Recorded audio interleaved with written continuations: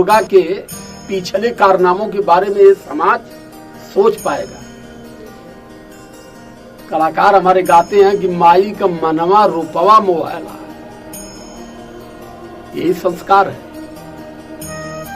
बेटा कहेगा कि माई का मनवा रूपवा मोहला, माई के अधर लाल, माई के चुनरिया चटकार बा। बेटा माई के चुनरी, माई का ओठ, माई का रूप निहारी। लेकिन वो बेटन के का कहीं, वो बेटन के माना वालन के और वो सोना वालन के जी। इसीलिए हमने कह दिया कि यहाँ पढ़े लिखे लोगों को पशु बना दिया गया है। सुनो, जैसे भैंस के खूंटा में बांधा वो पूरा अपन पगुरी माकल करेले, वही बीन बजावा, हारमोनिया बजावा, जवन जवन बजावा के कोनो असर होखा वाला ना है। वही गति आज हमारे समाज की। बहुत सारे लोगों ने मुझे, यानी कहना आप ये चाहते हैं कि व्रत और इस सबके नाम पे सब यार बेकार है, सबको भरमा दिया गया है। बिल्कुल भरमा दिया गया है, कुछ नहीं है ये। आदमी 9 दिन खैले खाएगा नहीं तो बताइए कि शरीर से कमजोर होगा कि नहीं होगा। तई दुर्गा के खुश होकर खाती, अब दुर्गा माता खुश होकर के क्या क्या की है, अब तक इसका कोई प्रमाण किसी के पास नहीं है। देवी देवता 33 करोड़ थे, लेकिन मुगल भी आए, औरंगजेब भी आए, अंग्रेज भी आए, लूटते रहे, पीटते रहे, मंदिर गिराते रहे, मंदिर ढहाते रहे, लेकिन किसी देवी देवता ने हिफाजत देश की नहीं की। देश की हिफाजत तब हुई कि जब इस देश में बाबा साहब अम्बेडकर आए, पढ़े लोगों को पढ़ने का तरीका बनाए, पढ़ लिख कर विद्वान बने, देश का कॉन्स्टिट्यूशन लिखे, तब इस देश में सबको आजादी मिली और देवी देवताओं को भी आजादी मिली। जैसे राम मंदिर बना कोर्ट के आदेश पर। कोर्ट कैसे चलता है?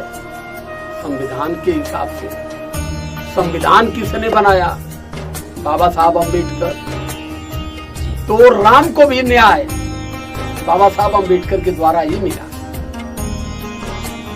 राम कितना बड़े महारथी रहे, लेकिन उन्होंने स्वयं अपनी सुरक्षा नहीं कर पाए। तो क्यों माने भाई देवी देवताओं को? यानी आप इसीलिए नहीं मानते? देवी देवता हमारे लिए है, हमें किसी से डरना है तो डरने वाले हो हमारे देवी देवता, हमारी माता अर्थात हमारी पिता, वो हमारे देवी देवता, हम उनसे डरेंगे। हमको जन्म देने वाला, हमको पढ़ाने वाला, हमें संपत्ति प्रदान करने वाला, खून को पसीने में ढार के हमारे पिता, उनसे बड़ा देवता कौन? देवता देने वाले को कहा जाता है, लेकिन यहाँ देवता उसे बताया जाता है जो बराबर खींचता है माल, जो खुद भीख मंगा है, जो खुद पैसा दूसरे से लेता है, जो खुद दूसरे की पूरी मलाई खाता है। उसे डरने की क्या बात है? हम क्यों डरे उससे? उसे हमसे डरना चाहिए कि कहीं ये सब नाराज हो गए तो हमको पैसा या पूरी या मलाई या हलवा या लड्डू चढ़ाना बंद कर देंगे।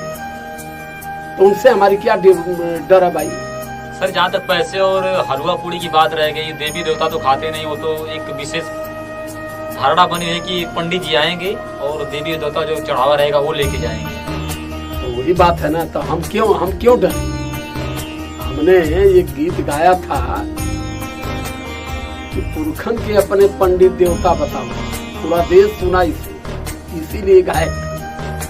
देवी देवता उनके कल्याणकारी, हमारे नहीं। हमारा कल्याण हुआ, हमारा सम्मान हुआ, हमें अधिकार मिला।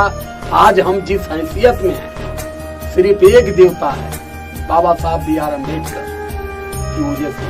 सर, आप कब से नहीं मानते? कब से नहीं मानते? जब जान गए जब जान गए, जानने में तो पूरी समय हमने बिता दिया, लेकिन बहुत थोड़े ही दिन से जब हम सत्य का अध्ययन शुरू किए कि वास्तव में सत्य क्या है, तो हमसे लोगों ने कहा कि अगर सत्य को तलाशना है तो आप तथागत बुद्ध को पढ़ें। तो हम कहे कि बुद्ध को क्यों पढ़ें? तो हमें पता चला कि बुद्ध को पूरी दुनिया में 58 देशों ने अपना भगवान माना है। तो ठीक है, शादी अगर नहीं हुई है तो सिंदूर छूना पाप है जी, और शादी हो गई है तो सिंदूर लगाना भी अनिवार्य है जी। दुर्गा माता के सिंदूर चढ़ाला, सिंदूर टिकाला, सिंदूर लगावल जला, उनका श्रृंगार चलाला। कोई बात करेगा इस पर कि जिस कन्या की शादी नहीं हुई है उसका श्रृंगार किस लिए हो रहा है? जिस कन्या की शादी नहीं हुई है सिंदूर से टीका क्यों जाता हुआ? समाज सोच पाया कभी इस पर? दुर्गा माता इसकी बेटी थी, इस पर बहस एक दिन हो गई। लोग कहे ये अंश से पैदा थी। अब ये नहीं समझ में आता यार कि कैसे कैसे ये लोग पैदा करते हैं। ये देवताओं के अंश से पैदा हुई और सारे देवताओं ने उनको हथियार दिया। क्यों दिया? महिषासुर को मारने के लिए।